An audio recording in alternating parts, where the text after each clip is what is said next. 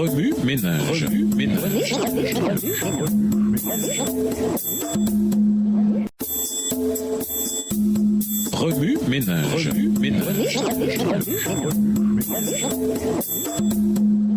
Bienvenue dans votre émission. Oui, Ménage. Nous voilà à la leçon de vendredi. L'amour couvre tout. Lisons Galates 6, verset 10. Galates 6, verset 10. Ainsi donc, pendant que nous en avons l'occasion, pratiquons le bien envers tous et surtout envers les frères en la foi.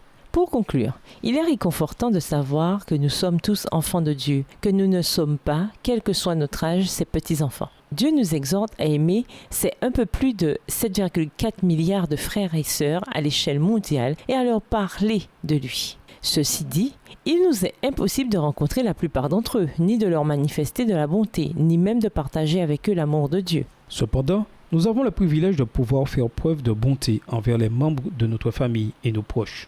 Sont inclus tous ceux que nous voyons et avec lesquels nous interagissons de façon régulière. De plus, Paul nous recommande dans Galates 6, verset 10 de faire du bien à tous, surtout envers ceux de la famille de la foi. Manifestons leur amour, compassion, pardon, miséricorde et grâce. Portons les fardeaux les uns des autres, car c'est là l'évangile authentique et vivant. Qu'offres idées? Dessiner, peigner ou réaliser un collage décrivant ce à quoi l'Église pourrait ressembler dans sa pratique du principe énoncé dans Galates 6, le verset 10. Faire du bien à tous, surtout à nos frères dans la foi.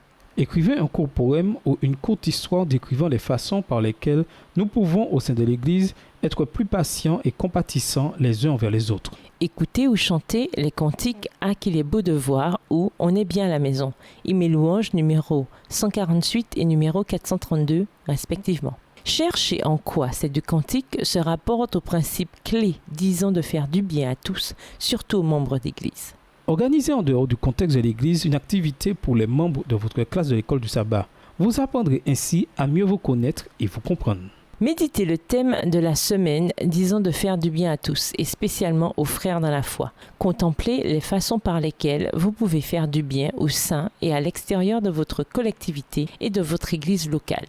Faites un petit sketch décrivant comment nous pouvons porter les fardeaux les uns des autres en tant que famille d'église.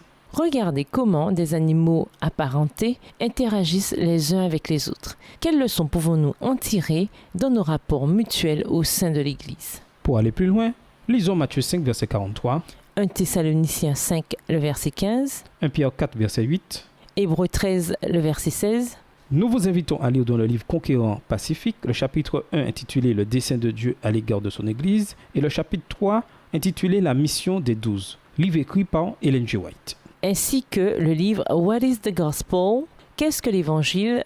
Le chapitre 7 écrit par Greg Gilbert.